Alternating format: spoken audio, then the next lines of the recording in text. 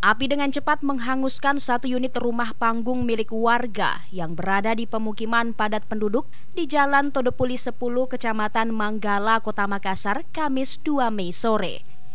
Kencangnya hembusan angin ditambah banyaknya material bangunan rumah yang terbuat dari kayu membuat api cepat membesar dan menghanguskan lantai 2.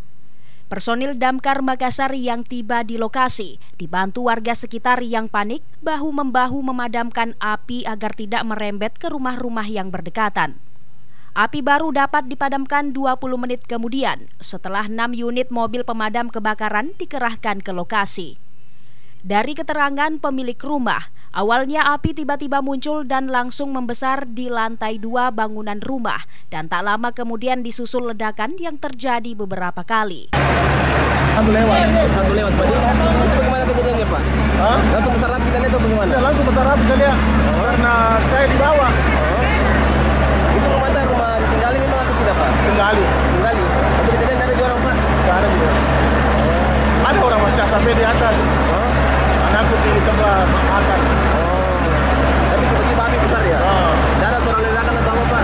Ada ledakan. Ada. Tapi tidak dia tahu api. Tidak ada korban jiwa dalam peristiwa ini, mengingat seluruh penghuni rumah yang dihuni satu kepala keluarga berhasil menyelamatkan diri saat terjadinya kebakaran. Sementara kerugian ditaksir mencapai ratusan juta rupiah, mengingat hampir seluruh isi perabotan rumah ludes terbakar. Ilham Syam, Fajar TV dan Fajar Radio melaporkan. Terima kasih telah menonton. Jangan lupa subscribe, like, comment, and share. Saksikan terus informasi terbaru dengan menekan tombol lonceng hanya di channel Fajar TV.